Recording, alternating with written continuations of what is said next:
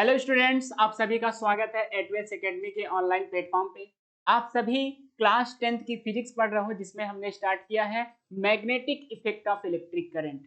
इससे पहले हमने जो है इलेक्ट्रिसिटी का पूरा चैप्टर खत्म कर दिया है। पूरा चैप्टर अच्छे से हमने आप सभी को पढ़ा रखा है। आप सभी जो है उस इलेक्ट्रिसिटी के चैप्टर को देखने के लिए डिस्क्रिप्शन बॉक्स में आप सभी को लिंक दे दी जाएगी। आप वहां से जा करके उस पूरे चैप्टर को अच्छे से देख और पढ़ सकते हो। ठीक है, चलिए।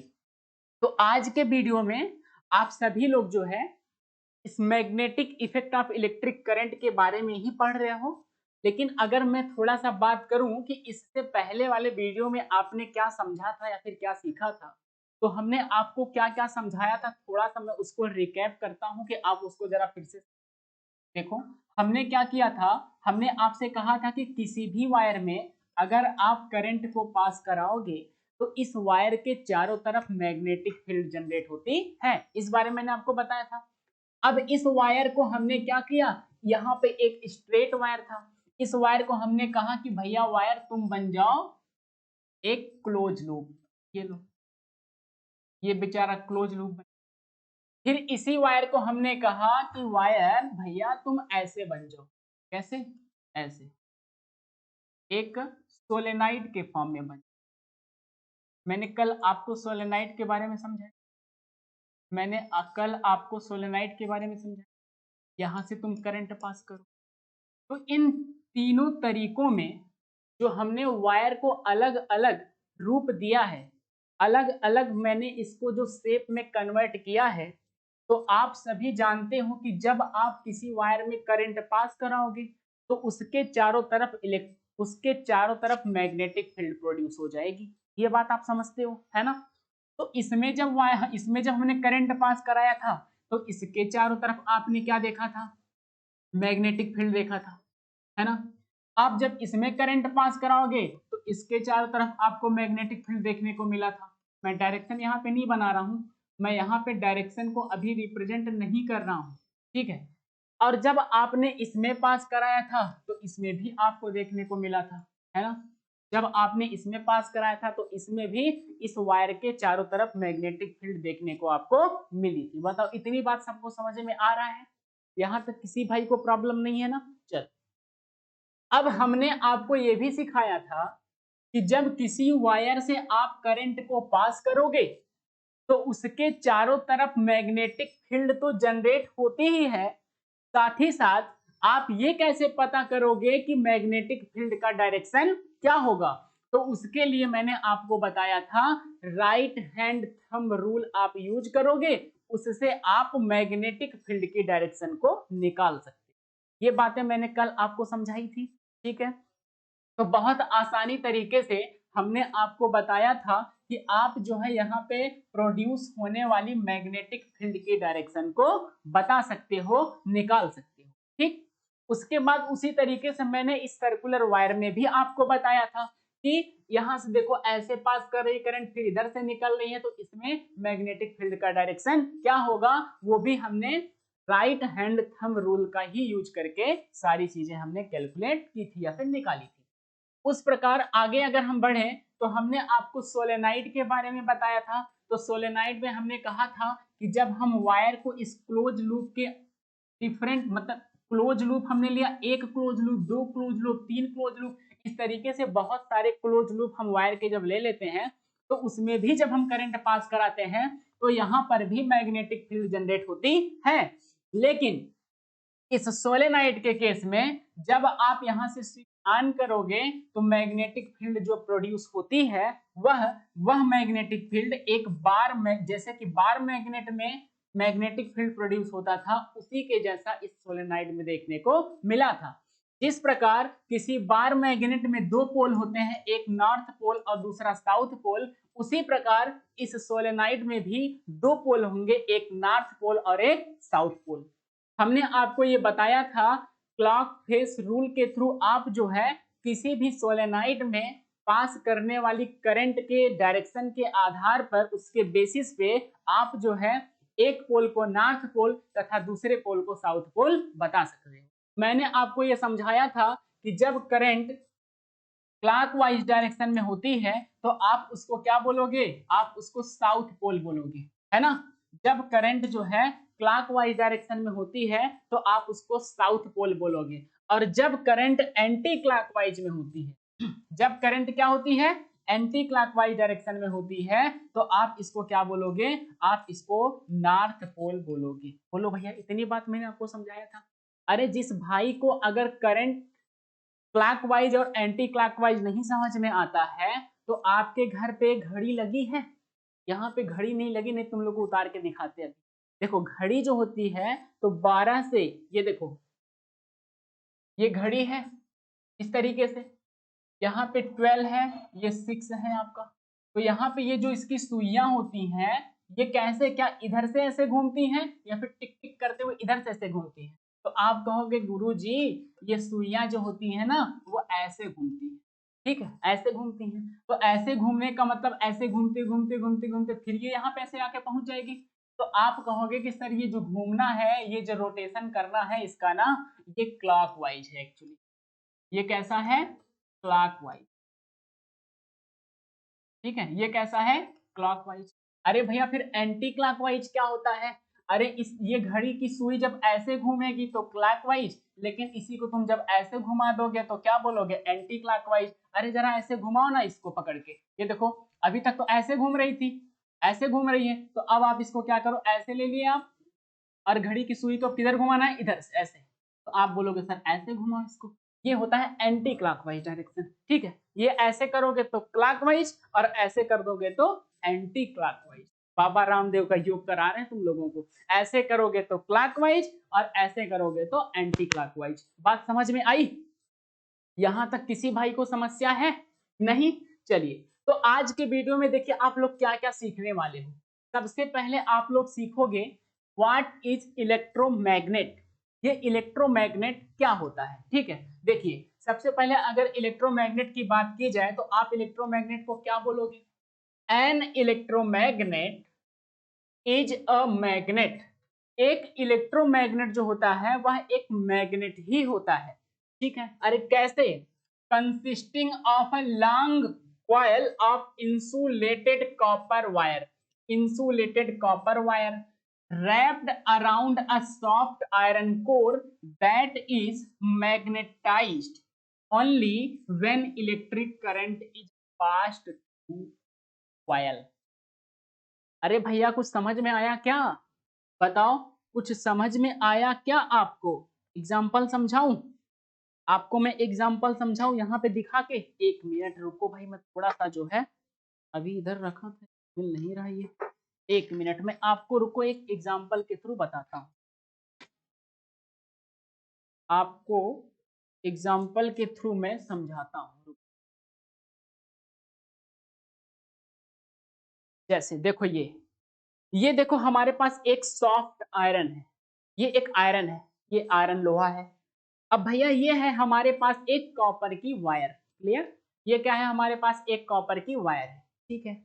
अरे भैया अब आप क्या करोगे, इस वायर को पकड़ो ऐसे, और इस पूरे सॉफ्ट आयरन पे, इस आयरन पे आप ऐसे इसको रैप्ट कर दो, ऐसे घुमा घुमा के ऐसे इसको ऐसे घुमाओ, देख रहे हो ऐसे, ठीक है, ऐसे आप घुमा दो। यह एक इंसुलेटेड कॉपर वायर है, यह क्या है, एक इंसुलेटेड कॉपर वायर है, और आपने इसके ऊपर क्या किया है, आपने इसके ऊपर कॉपर इंसुलेटेड कॉपर वायर को लपेट दिया ऐसे, है ना।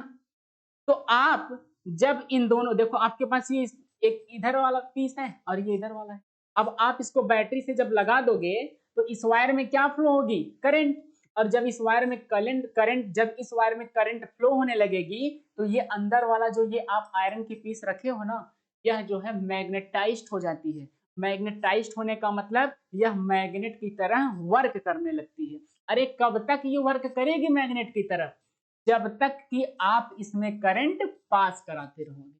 जब आप इसमें करंट पास कराना बंद कर दोगे तो यह जो है फिर से अपने उसी पोजीशन में आ जाएगी, अर्थात फिर से वह लोहे की भांति ही काम करेगी। जैसे देखो हमारे पास यह एक लोहा है, तो अभी मैं इसको टच कराऊंगा तो क्या यह देखो एक दूसरे को अट्रैक्ट कर रहा है, नहीं कर रहा है। लेकिन अगर यही मैं इन दोनों को करंट, इस वायर में करंट पास कराता, तो इसके अंदर ये जो लोहा रखा है यह क्या हो जाता, मैग्नेटाइज्ड हो जाता। और जब ये मैग्नेटाइज्ड हो जाता तो यह एक मैग्नेट की तरह वर्क करता और ये छोटी छोटी पीसेस को अपनी तरफ क्या करता, अट्रैक्ट करता। इसी प्रोसेस को कहते हैं मैग्नेट, इलेक्ट्रोमैग्नेट। और यह जो आयरन की पीस है, यह जो आयरन की पीस है, जब इसमें करंट पास कराओगे तो इसको आप क्या बोलोगे, इलेक्ट्रोमैग्नेट बोलोगे। ठीक है, इसको आप क्या बोलोगे, इलेक्ट्रोमैग्नेट। क्लियर, यहां तक आपको बात समझ में आ गई, यहां तक कोई दिक्कत नहीं है। ठीक है, तो आप इलेक्ट्रोमैग्नेट के बारे में बता दोगे। ठीक है,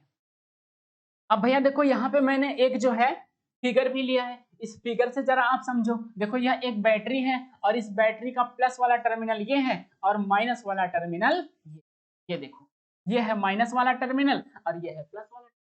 क्लियर। अरे भैया जब तुम इस बैटरी में इन दोनों तारों को लगा दोगे तो करंट जो है देखो ऐसे जाएगी, ऐसे करंट जाएगी और ये बेचारी करंट देखो ऐसे घूम चक्कर लगाएगी, इस पूरे आयरन के ऊपर ये चक्कर लगाएगी और लगाते हो धीरे धीरे इधर से करके ये, है ना। तो जब इसमें करंट पास करती है तो इसके पास ये देखो छोटी छोटी पिन को रखा गया है, तो ये पिन्स जो है देखो इस आयरन की तरफ अट्रैक्ट हो रही है। तो अर्थात इसका मतलब यह है कि यह आयरन की पीस जो है, यह आयरन जो है यह मैग्नेटाइज्ड होकर के क्या बन गया, इलेक्ट्रोमैग्नेट बन गया। तभी तो ये इन सभी को अट्रैक्ट कर रहा है। तो इसी को क्या बोलते हैं, इलेक्ट्रोमैग्नेट बोलते हैं। इसी को क्या बोलते हैं, इलेक्ट्रोमैग्नेट बोलते हैं। ठीक है, देखो एक बात थोड़ा सा आप और समझो, जो सोलेनाइड होता है, सोलेनाइड में अगर आप एक सॉफ्ट आयरन की कोर को, एक सॉफ्ट आयरन की कोर जो है इस तरीके से अगर आप इसके ऊपर रैप्ट कर दोगे, इस तरीके से अगर आप इसके ऊपर ऐसे रैप्ट कर दोगे,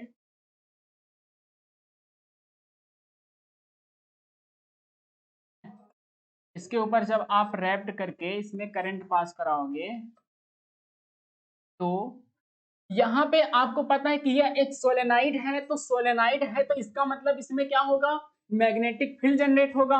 और जब आप इसमें किसी एक सॉफ्ट आयरन कोर को अंदर इंटर करा दोगे तो इससे इसमें प्रोड्यूस होने वाली मैग्नेटिक फील्ड की स्ट्रेंथ जो है वो इंक्रीज हो जाती है। इसमें प्रोड्यूस होने वाली मैग्नेटिक फील्ड की स्ट्रेंथ जो है वो इंक्रीज हो जाती है। इसका बहुत जगह पे हम लोग यूज करते हैं। आपने ये देखा होगा कि आपके घरों पे जो फैन लगे हैं, टेलीफोन्स हैं, उसमें एक सॉफ्ट आयरन होता है और इस सॉफ्ट आयरन के ऊपर क्या किया जाता है, इस कॉपर के वायर को इस तरीके से लपेट दिया जाता है। ऐसा क्यों किया जाता है, क्योंकि यहां से हमको हाई स्ट्रेंथ की मैग्नेटिक फील्ड मिल जाए। और ये हाई स्ट्रेंथ की मैग्नेटिक फील्ड जो मिलती है, यहां से आपको एक फोर्स भी मिलेगा जिसके बारे में हम आगे बात करेंगे कि यह फोर्स क्या करेगा। यही फोर्स जो है क्या करेगा, जैसे फैन में है तो फैन में देखो कॉपर के ऊपर, सॉरी एक आयरन के ऊपर कॉपर के तार को लपेटा गया है, कॉपर के तार की वाइंडिंग की गई है कि नहीं, बताओ, रुको एक मिनट में आपको दिखा,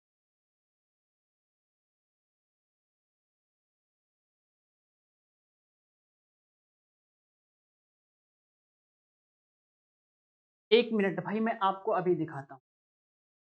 तो ये दिख रहा, ये देख रहे हो, अरे दिखेगा कि नहीं आपको, दिखेगा, ये देखो।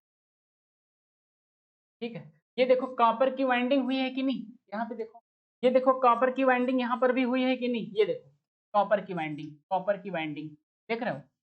ये सब कॉपर की वाइंडिंग क्यों की जाती है, कॉपर की वाइंडिंग क्यों की गई है, क्योंकि यहाँ से आपको मैग्नेटिक फील्ड जो है हाई स्ट्रेंथ में जरूरत है, मैग्नेटिक फील्ड ज्यादा से ज्यादा जिससे कि प्रोड्यूस हो सके, इसलिए नंबर ऑफ टन्स को वो लोग ज्यादा से ज्यादा इंक्रीज, ज्यादा से ज्यादा टन रहेगा तो ज्यादा से ज्यादा क्या होगा, मैग्नेटिक फील्ड प्रोड्यूस हो। बस आपको इतनी सी बात इसमें समझनी थी कि यह इलेक्ट्रोमैग्नेट क्या होता है।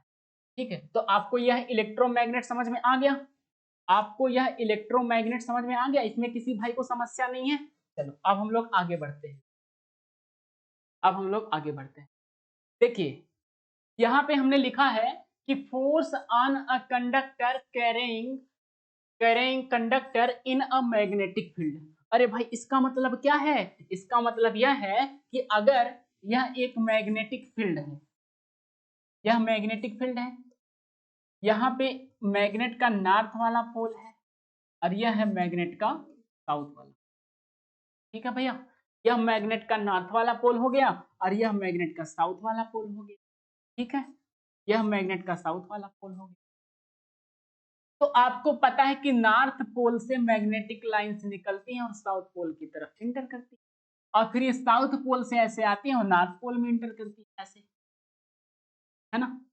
तो आप क्या करोगे कि जब इसमें आप यहाँ पे लिखा मैंने force on a current carrying conductor in a magnetic field, इसका मतलब यह है कि भैया जब आप इसमें किसी भी प्रकार का एक कंडक्टर प्लेस्ड करोगे, ऐसे हमने एक कंडक्टर इस मैग्नेटिक फील्ड में प्लेस कर दिया, तो इस कंडक्टर के ऊपर एक फोर्स लगता है, इस कंडक्टर के ऊपर एक फोर्स लगता है जो इस कंडक्टर को क्या करता है, दूर भगाएगा इस तरीके से। मतलब कि वह मैग्नेटिक फील्ड के डायरेक्शन पे डिपेंड करेगा, यह कंडक्टर दूर भागेगा या फिर वो पास आएगा। ठीक है, जरा इस एक्सपेरिमेंट के थ्रू आप समझो, इस एक्सपेरिमेंट के थ्रू जरा आप समझो। यहाँ पे देखो इसका ये एक हैंगर हो गया, इससे कि हमने क्या किया है, एक ये कंडक्टर को हमने क्या किया है, यहाँ पे लगा दिया है, बांध दिया है वायर से। ठीक है, और यहाँ पे मैंने क्या किया है, करंट पास करा दी, यहाँ मैंने करंट पास करा दी। ठीक है, इस कंडक्टर में आपको करंट पास कराना पड़ेगा। ठीक है, इस कंडक्टर में आपको करंट पास कराना पड़ेगा। और यहाँ पे देखो एक यू शेप का जो है हमने मैग्नेट लिया है, तो इस यू शेप के मैग्नेट में आप जब इसको ऐसे प्लेस कराओगे तो करंट का डायरेक्शन क्या है, या तो यह देखो ऐसे यह एक यू शेप का मैग्नेट हो गया, यह एक यू शेप का मैग्नेट है, इसमें यह नॉर्थ पोल है, यह साउथ पोल है। अब आपके पास यह एक करंट कैरिंग कंडक्टर है, ठीक है, जो करंट को कैरी कर सकता है। आप इसको इसमें लाओगे, अब आप इसमें करंट पास करा रहे हो, तो जैसे ही आप इसकी फील्ड में लाओगे तो यह क्या करेगा, या तो इससे ये दूर भाग जाएगा या तो इसको अंदर की तरफ ही खींच। यह डिपेंड करेगा कि आप करंट किस डायरेक्शन से, मैग्नेटिक फील्ड का डायरेक्शन क्या है, वह उसी के ऊपर डिपेंड करेगा, यह दूर भागेगा या फिर पास आएगा।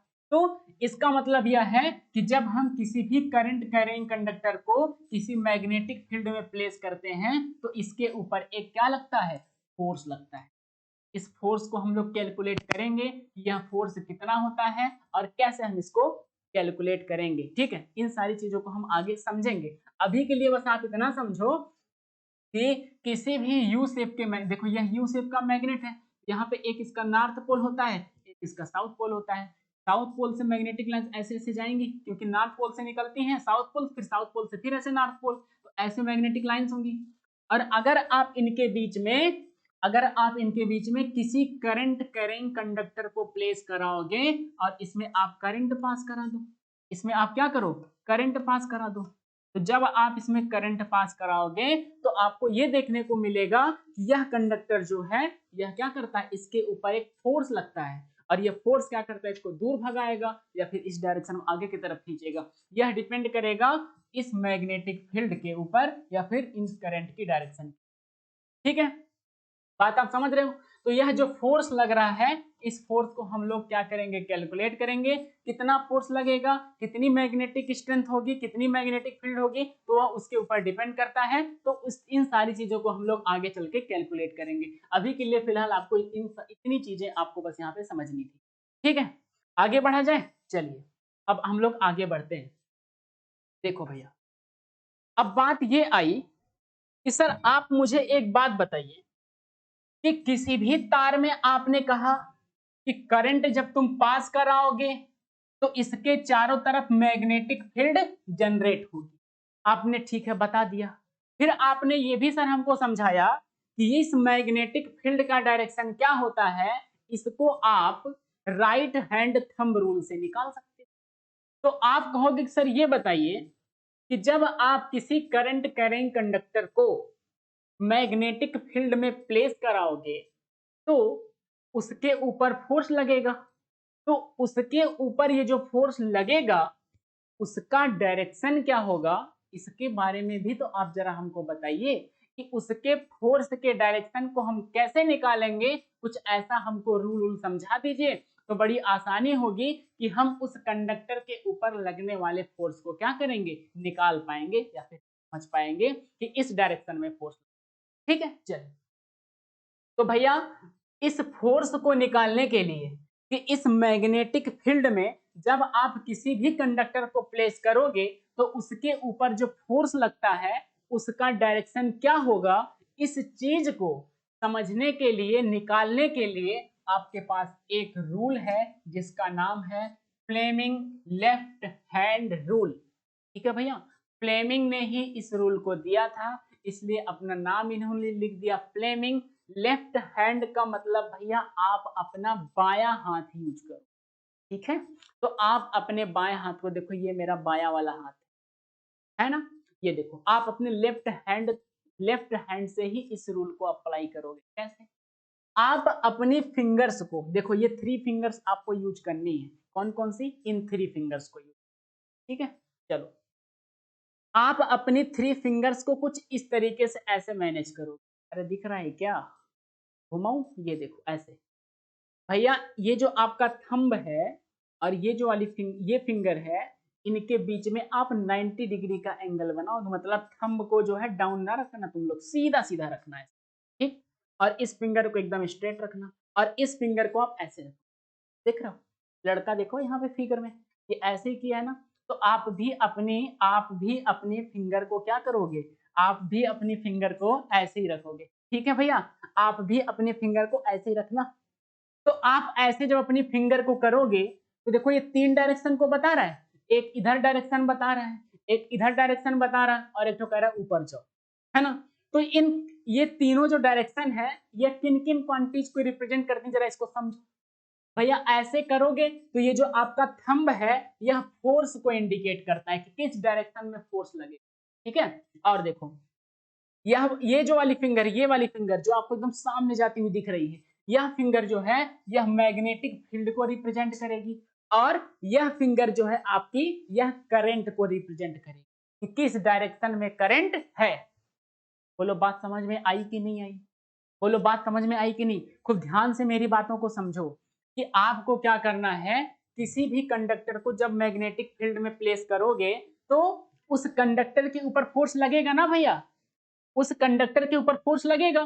तो उस कंडक्टर पे फोर्स का डायरेक्शन क्या होगा, उस चीज को उसको कैलकुलेट करने के लिए, निकालने के लिए आप क्या करोगे, Fleming left hand rule use करोगे। क्लियर, फ्लेमिंग का लेफ्ट हैंड रूल यूज करोगे। अरे कैसे यूज करोगे, आप अपनी 3 फिंगर्स को इस तरीके से कुछ मैनेज करोगे। ऐसे देख रहे हो, आप अपनी 3 फिंगर्स को कुछ इस तरीके से ऐसे मैनेज करोगे। तो जो भैया ये थंब है यह फोर्स को इंडिकेट करेगा, ये वाली जो फिंगर है यह क्या करेगी, यह मैग्नेटिक फील्ड की डायरेक्शन को रिप्रेजेंट करेगी और ये फिंगर जो है यह क्या करेगी, बताओ, यह करंट को रिप्रेजेंट करेगी। तो आप किसी भी मैग्नेटिक फील्ड में रखा गया जो करंट कैरिंग कंडक्टर है उस पे फोर्स किस डायरेक्शन में लगेगा आप उसको बहुत आसानी से कैलकुलेट कर सकते। क्लियर, चलिए बोलो भैया समझ में आया कि नहीं आया, बताओ समझ में आया। चलो थोड़ा सा एग्जांपल से आपको समझाते हैं तब ज्यादा समझ में आएगा। देखो ये हमारे पास एक पोल हो गया नॉर्थ पोल, ये हो गया एक, ले लो भैया नॉर्थ और ये ले लिया साउथ, है ना। अब आपको ये पता है कि नॉर्थ पोल से मैग्नेटिक लाइंस निकलती हैं और वो साउथ पोल की तरफ इंटर करती है। ठीक है, तो इनके बीच में ऐसे मैग्नेटिक लाइंस होंगे, बोलो ऐसे ही तो मैग्नेटिक लाइंस होंगी, बोलो होगा कि नहीं होगा। आप कहोगे हाँ सर ऐसे ही मैग्नेटिक लाइंस। हमने आपको यूनिफॉर्म मैग्नेटिक लाइंस और नॉन यूनिफॉर्म मैग्नेटिक लाइंस के बारे में बताया है। अरे यूनिफॉर्म मैग्नेटिक लाइन से क्या होता है, यूनिफॉर्म मैग्नेटिक लाइंस का मतलब यह होता है कि किसी भी मैग्नेटिक फील्ड में किसी भी पॉइंट पे मैग्नेटिक फील्ड की स्ट्रेंथ जो होती है वो समान होती है, इक्वल होती है। किसी भी पॉइंट पे जब आप देखोगे ना तो आपको मैग्नेटिक फील्ड की स्ट्रेंथ जो है वो समान दिखाई देगी, इक्वल दिखाई देगी। तो इसको आप यूनिफॉर्म बोलोगे। और मान लो यही ऐसे रहता तो ऐसे, तो आप ये देख रहे हो यहां पे आप किसी भी पॉइंट पे देखोगे तो मैग्नेटिक फील्ड की स्ट्रेंथ जो है वो अलग अलग दिखाई दे रही है ना। तो आप कहोगे कि सर यहाँ नॉन यूनिफॉर्म मैग्नेटिक लाइंस है, यहाँ पे क्या है, नॉन यूनिफॉर्म मैग्नेटिक लाइंस है। अच्छा ठीक है, अब हमने क्या किया कि इसमें तो पहले इनको हटाओ, ये सब चार्ट्स को।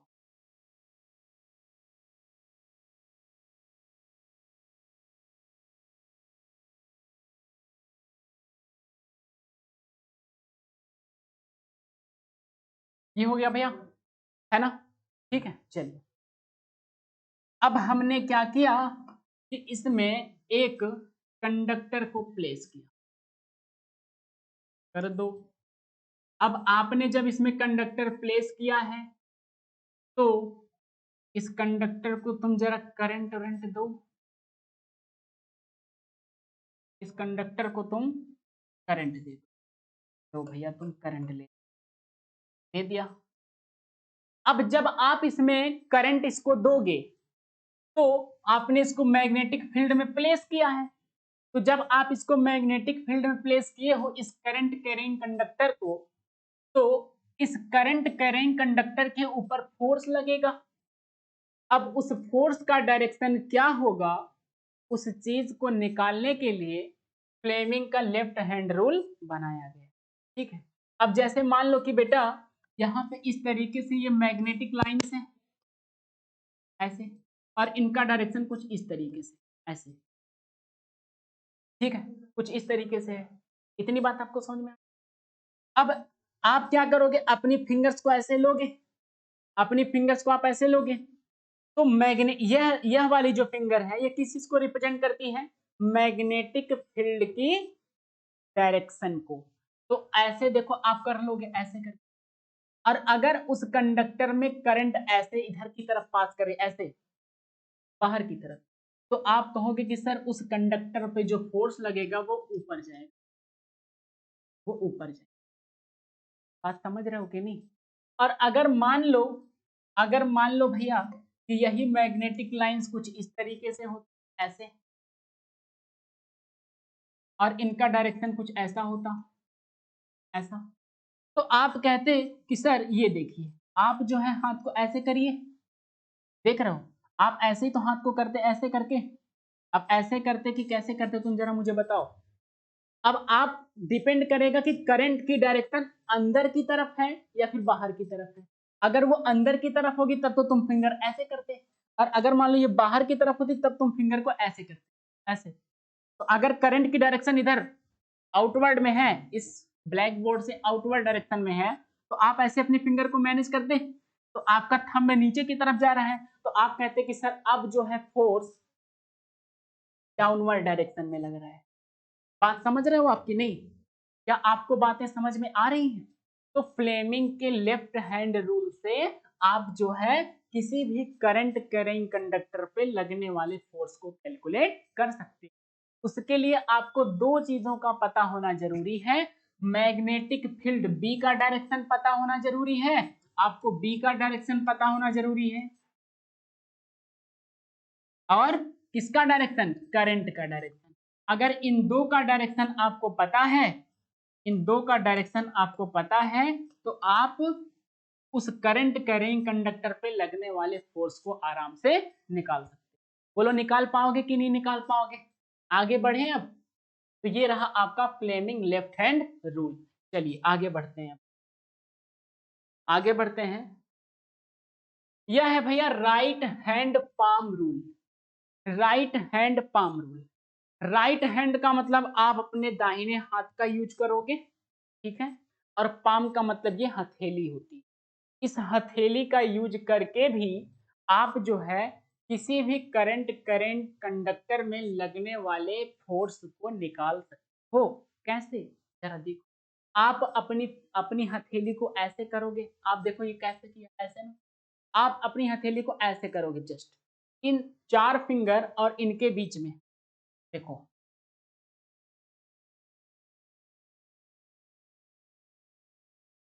और आपका अंगूठा कुछ, ठीक है।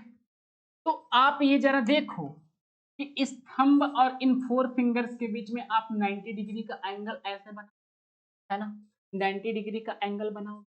तो ये जो थंब है यह करंट की डायरेक्शन को रिप्रेजेंट करेगा और बाकी के ये जो 4 फिंगर्स है यह मैग्नेटिक फील्ड बी के डायरेक्शन को रिप्रेजेंट करेंगी। और अब आप थंब इस पाम को कुछ ऐसे करोगे तो आपको ये चिकना वाला पार्ट दिख रहा है, ये चिकना वाला पार्ट, ये जिस तरफ रहेगा उसी तरफ फोर्स का डायरेक्शन, उसी तरफ किसका डायरेक्शन होगा, फोर्स का डायरेक्शन। अरे जरा समझो, जरा इस बात को समझो। जैसे जैसे कि भैया देखो ऐसे हो रहा है, सभी मैग्नेटिक लाइंस ऐसे, देखो मैंने किया ऐसे, मैग्नेटिक लाइंस अभी ऐसे जा रही हैं इधर, सभी मैग्नेटिक लाइंस ऐसे जा रही हैं, ठीक है, आपकी तरफ, सभी मैग्नेटिक लाइंस आपकी तरफ जा रही हैं। और ये जो हमारा थंब है ये इंडिकेट कर रहा है कि करंट इधर जा रही है। हमने कहा ठीक है जाओ तुम करंट, कोई दिक्कत नहीं, जाओ, करंट इधर जा रही है और सभी मैग्नेटिक लाइंस इधर जा रही है। तो बताओ भैया फोर्स किधर लग रहा है, तो तुमको सर ये देखिए, फोर्स आपकी पाम जो है वो ऊपर की तरफ है, तो इसका मतलब फोर्स ऊपर की तरफ लगेगा। और अगर मान लो यही बेटा ये करंट जो है इधर होती, तो जब करंट इधर होती तो आप अपनी पाम को ऐसे करोगे, अब आपका ये जो हथेली है ये वाला पार्ट ये नीचे आया, तो इसका मतलब अब फोर्स किधर लगेगा, नीचे लगेगा। ये मैग्नेटिक लाइंस को इंडिकेट करेगा और ये किसको इंडिकेट करेगा, यह जो है करंट को इंडिकेट करेगा। और ये आपकी जो पाम है, ये जो हथेली है, यह किस चीज को रिप्रेजेंट करेगी, फोर्स को। बात समझ में आई कि नहीं आई। अब मान लो यही चीज ऐसे होता, ऐसे मैग्नेटिक लाइंस ऐसे जा रही हैं, ठीक है, करंट ऐसे ऊपर की तरफ जा रहा है, करंट ऐसे ऊपर की तरफ जा रहा है, ठीक है, तो फोर्स किधर लगता, इस साइड, फोर्स इधर लगता।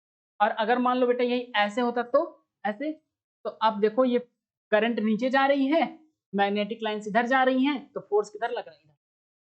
बात को समझो, समझ रहे हो कि नहीं, फोर्स किधर लग रहा है, इधर लग रहा है। मतलब कि ये वाला जो पार्ट है जिस तरफ इसका फेस रहेगा उसी तरफ क्या होगा, फोर्स के डायरेक्शन को शो किया जाएगा, फोर्स के डायरेक्शन को उसी तरफ बताया जाएगा।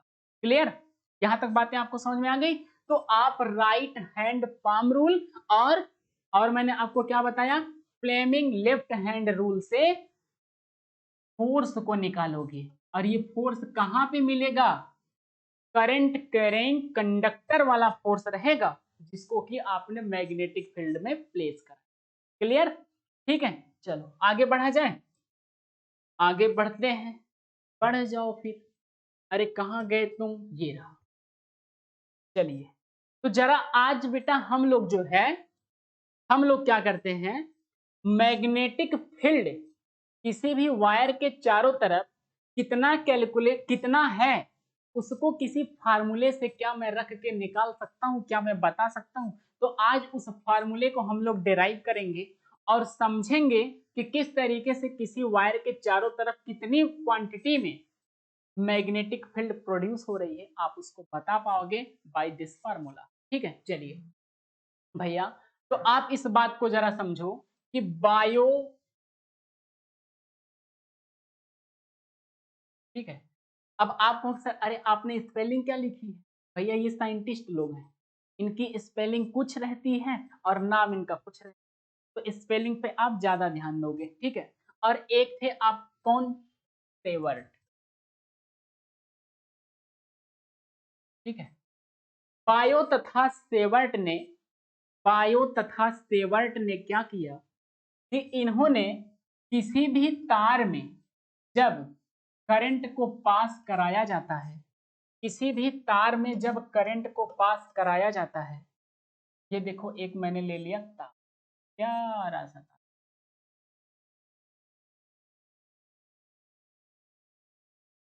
ये एक तार हो गया,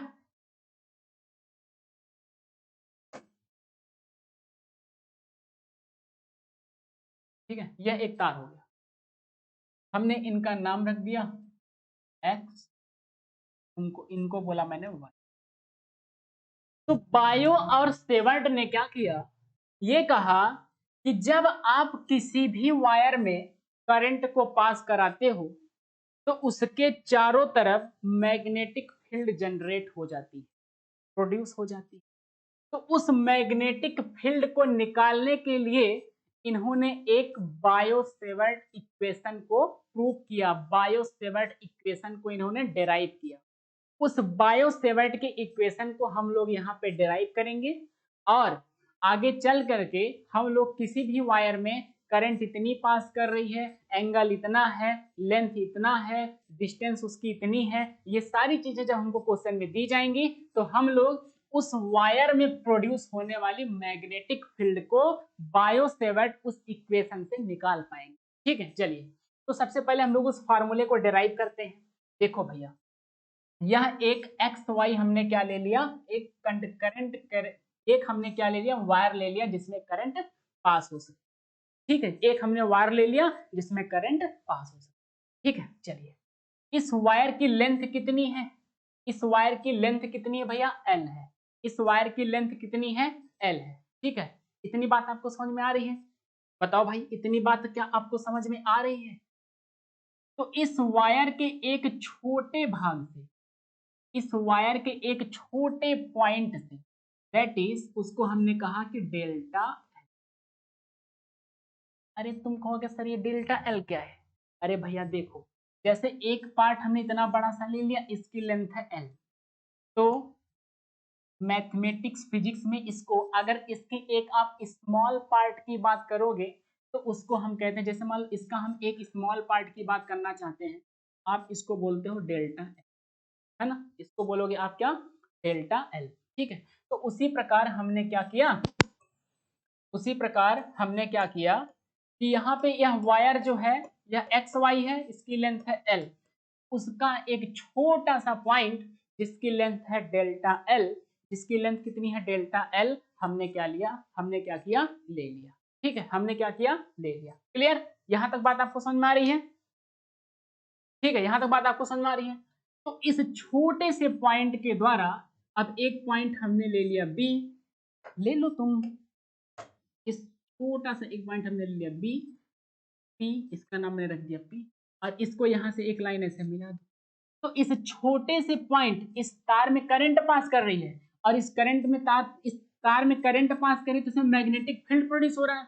तो एक छोटे से पॉइंट के द्वारा इस पी पॉइंट पे कितनी मैग्नेटिक फील्ड प्रोड्यूस होगी, इस बात को हम लोग, इसी चीज को हम लोग यहाँ पे डेराइव करेंगे। ठीक है, तो इस पॉइंट से और इस पॉइंट के बीच में डिस्टेंस कितनी है, आर।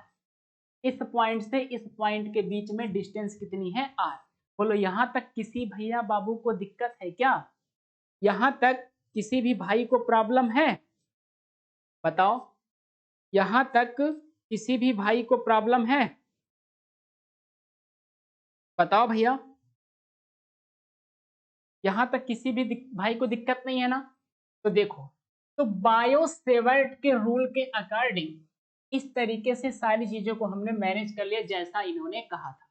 इन्होंने एक छोटा सा पॉइंट लिया जिसको इन्होंने नाम दिया डेल्टा एल, फिर एक पॉइंट लिया पी, अरे पी पॉइंट आप यहाँ भी, यहाँ कहीं पर भी ले सकते हो। तो इस छोटे से लेंथ, इस छोटे से वायर के लेंथ के द्वारा जिसमें करंट पास कर रही है तो इसमें मैग्नेटिक फील्ड जनरेट होगा, तो उसी चीज को यहाँ पे इन्होंने डेराइव किया है। ठीक है, चलिए जरा हम लोग आगे चलते हैं। तो बायो-सेवर्ट के नियम के अकॉर्डिंग ये कहा गया कि यहाँ पे जो मैग्नेटिक फील्ड बी है, इन्होंने कहा कि magnetic field B, magnetic magnetic field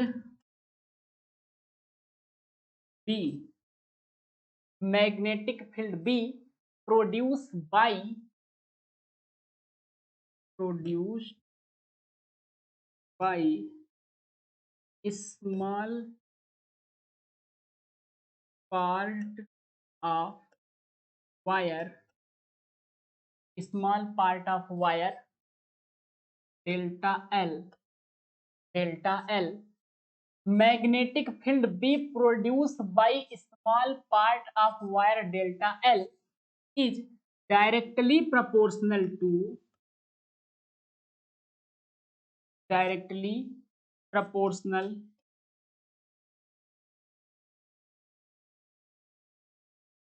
directly proportional to length means delta. इसका मतलब कुल क्या निकला कि बी जो है, मैग्नेटिक फील्ड जो बी है वह डेल्टा एल के directly proportional. Magnetic field B produce by small part of wire is, चलो इसको हटाते हैं यहां से, तो आप लोग confuse, is directly proportional to delta L. इतनी बात आप समझ गए। ये हो गया इनका फर्स्ट इक्वेशन, ये हो गया इनका फर्स्ट, ठीक है, ये हो गया इनका फर्स्ट इक्वेशन, ठीक है। फिर दूसरा इन्होंने क्या कहा कि magnetic field B is inversely proportional to the square of R. Square of R, square of R क्या है, इस P से लेकर के इस पॉइंट से और इस P के बीच एक दूरी है R। तो इन्होंने दूसरे में क्या कहा, इन्होंने कहा कि जो मैग्नेटिक फील्ड B है वह इनवर्सली प्रोपोर्शनल है स्क्वायर ऑफ रेडियस के R। ठीक है, बात इतनी आपको समझ में आ रही है भैया? बताओ यहां तक किसी भाई को दिक्कत है, परेशानी है क्या? R क्या है, इस पॉइंट से इस पॉइंट के बीच की एक दूरी है, डिस्टेंस R स्क्वायर। मतलब कि magnetic field B is direct inversely proportional to the square of distance R। Clear? चलो, और इन्होंने क्या कहा, और इन्होंने क्या कहा कि magnetic field B is directly proportional to the current I। Magnetic field B is directly proportional to the I। इसको दे दो तुम दूसरा, इसको तुम दे दो तीसरा, तीसरा। अब आप जरा यहाँ पे देखो कि इस वायर और इनके बीच में एक एंगल बन रहा है थीटा। इस वायर और इस पॉइंट को हमने जब मिलाया है यहाँ से, इस लाइन और इस लाइन के बीच में एक एंगल बन रहा है थीटा।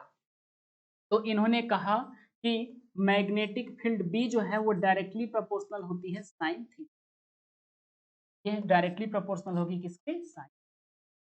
अरे इनको टोटल कितने इक्वेशन मिल गए, इनको टोटल मिल गया 4 इक्वेशन।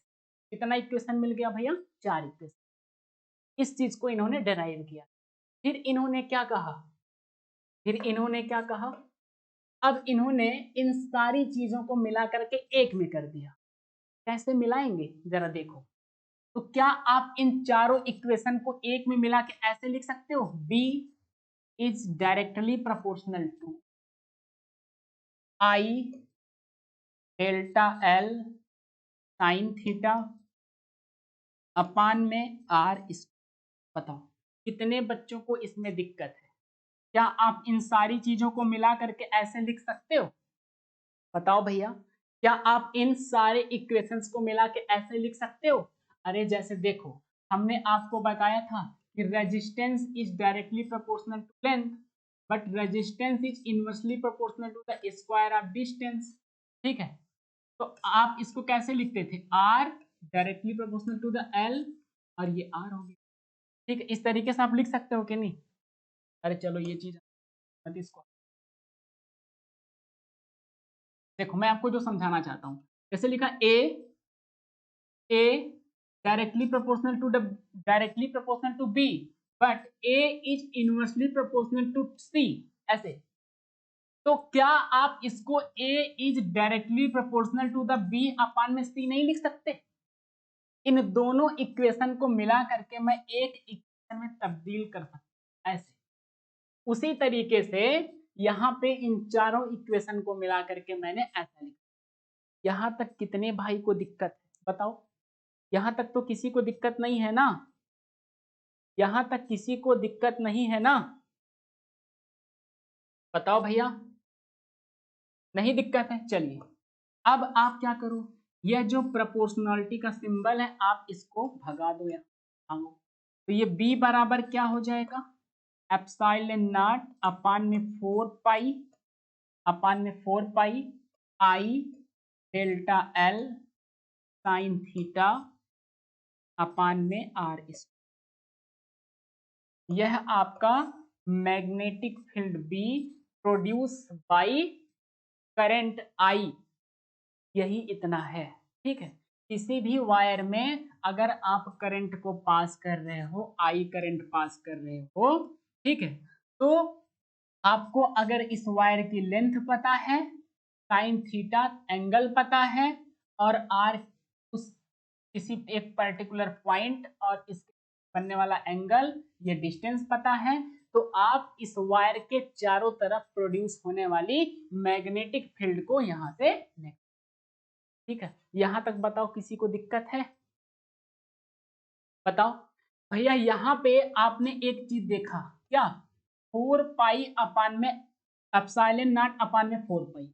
अरे ये जो एप्सिलॉन नॉट अपान में 4 पाई है, इसकी वैल्यू होती है 10 की पावर -7 न्यूटन प्रति एम्पियर, न्यूटन प्रति एम्पियर, है ना? बोलो, यहां तक किसी को दिक्कत तो नहीं है?